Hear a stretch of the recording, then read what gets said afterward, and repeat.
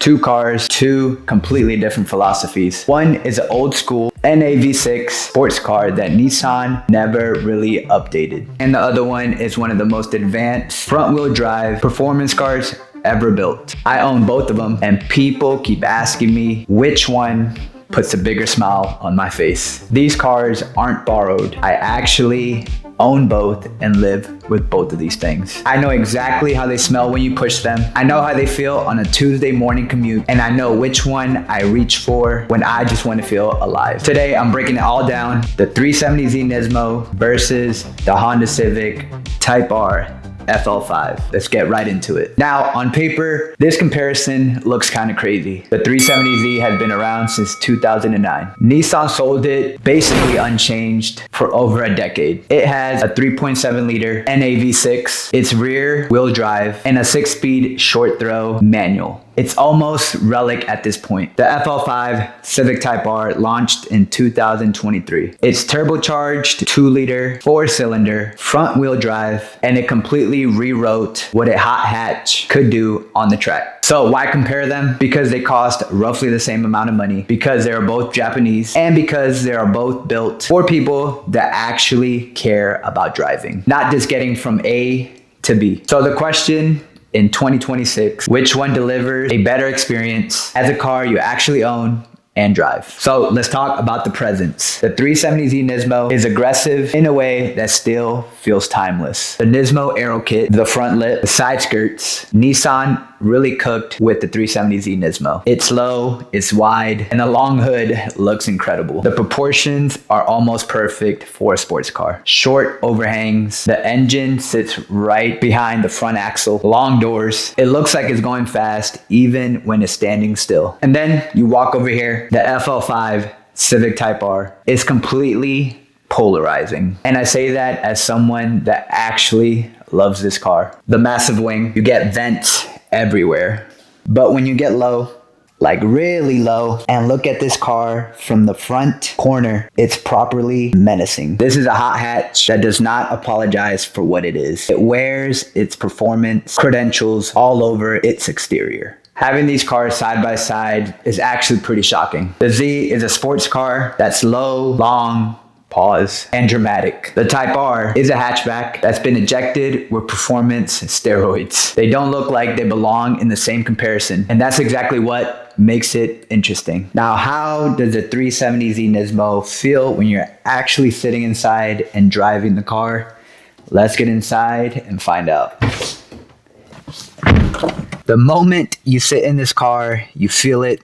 The seats hug you. The driving position is low and sporty. The dashboard is driver focused in a way that a lot of modern cars have abandoned. Everything is pretty much angled towards you as the driver. It truly feels like a cockpit. Now, the infotainment is kind of ancient, which is why it's one of the first upgrades I did to this car. The screen was small, but now we have CarPlay. The materials aren't premium, and you know what? Honestly, I don't care, except for the CarPlay and the stereo system in this car. Because of all the analog stuff, the steering wheel in your hand, the gear shift, the throttle response is so good that tech isn't a priority in this car. Now, on the other hand, let's get in the FL5 because these are completely different.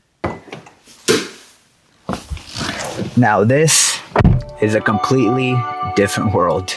You've got a proper infotainment system, wireless CarPlay, Honda sensing, safety tech, the Type R buckets, especially in this trim. These seats are genuinely perfect. Plus R button is right there. The rev counter is center stage. The FL5 Civic Type R is genuinely the perfect performance car that you could 100% drive every single day and not drive yourself crazy. The Z right over there demands more from you as a driver, and the Type R works with you. On paper, the 370Z Nismo makes 332 horsepower from a 3.7 liter NA V6. It's rear-wheel drive, 6-speed manual, and it weighs around 3,400 pounds. 0 to 60 is in the low 5-second range with the right launch. Now, the FL5 Civic Type R makes 315 horsepower, a bit less on paper from a turbocharged 2-liter 4-cylinder. It's front-wheel drive, 6-speed manual, and it weighs around 3,100 pounds. 0 to 60 is around 4.9 seconds, and it would run rings around the 370Z Nismo on the track. The Nismo sounds way better, but the Type R has better numbers. But neither of these stats will tell you how it actually feels to drive these cars. And that is actually what matters.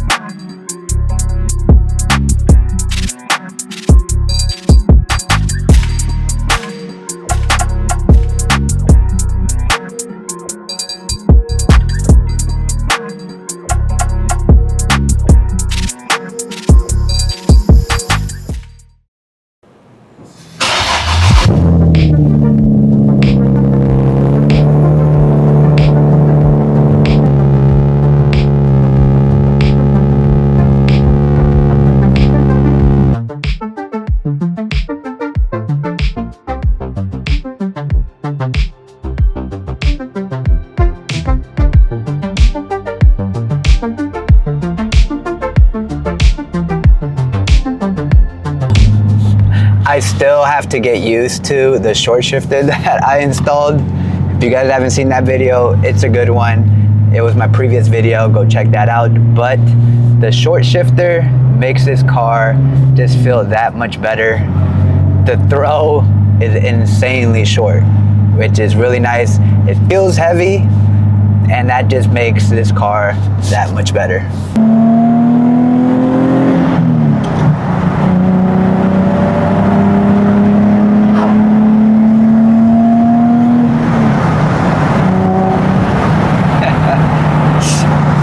So good. Hopefully this audio turns out good, but the 370Z is a physical experience.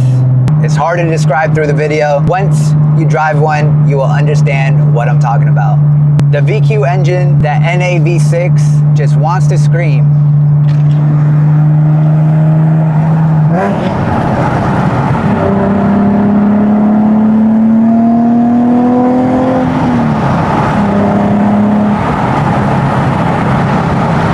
It doesn't torque shove you in the back. It pulls you towards the red line and rewards you for chasing it. You have to work the engine, keep it in the power band, and when you do, it's very, very addictive. The steering is heavy and direct. There's so many cops here. The rear wheel drive sees every corner, communicates from the front end to the rear end. It's communicative in ways modern cars today have almost been out-engineered. The suspension tune is stiff. On smooth roads, the car feels planted, and it gives you the confidence you need to keep pushing it.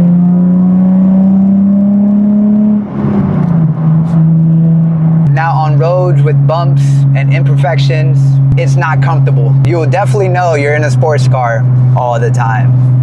If you lower it, like me, on BC coilovers, scraping is gonna happen 100% of the time. But I would not change anything on this car.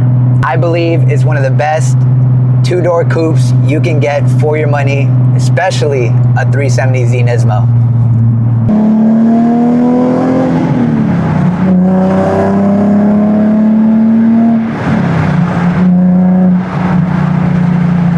So good.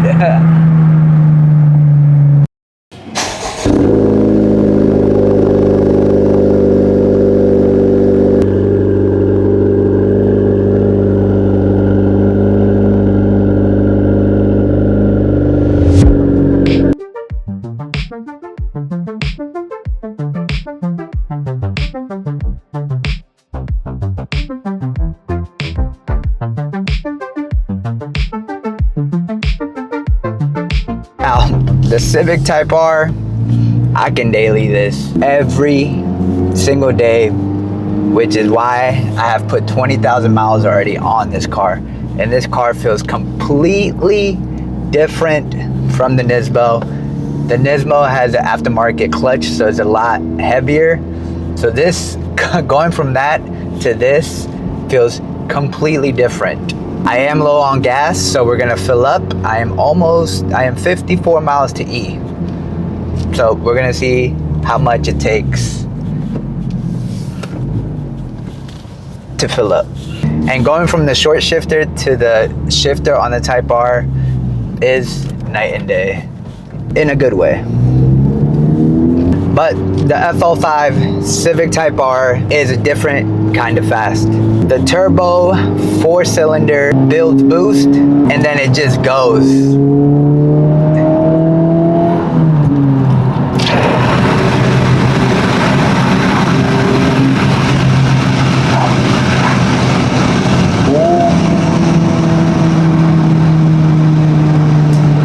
So good.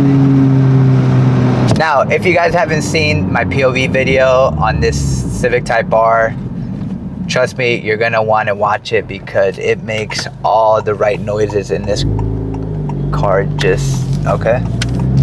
But like I was saying, if you guys haven't seen that, make sure to go watch that because that is a very good video, and you can hear the exhaust, the intake. It just sounds amazing.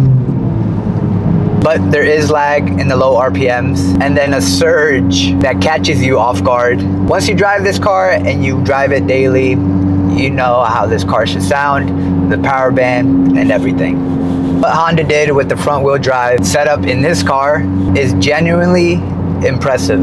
The torque, the steering, it makes the front wheel drive feel like something it shouldn't feel like.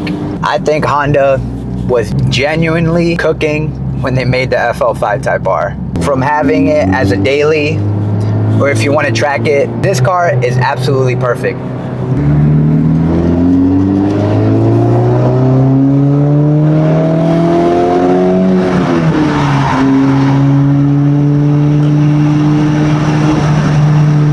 I believe there's a cop in front of me, so I'm not gonna do anything stupid because the speed limit is 45.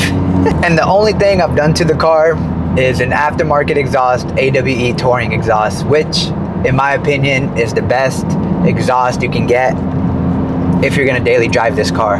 Besides that, I've done very to little mods on this car, like spacers, the window visors, and small bits and pieces. The FL5 is faster everywhere on paper, but the Z makes you feel like a better driver. And I think that is the difference between the FL5 and the 370Z Nismo. Someone in the previous video roasted me for going to Wawa to get gas because apparently it's not the best gas, but I do this occasionally. I go to the gas station right by my work and it is a top tier gas station. So if you see me at Wawa, which I am going, please understand this is not the gas station I go to every day.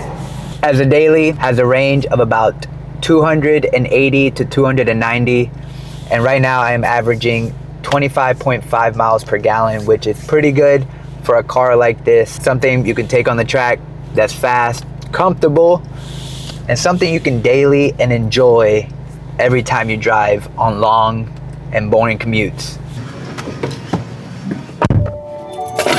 So gas was about 36 bucks to fill up at a quarter tank, which in my opinion is pretty good. Gas is at 4.10 right now,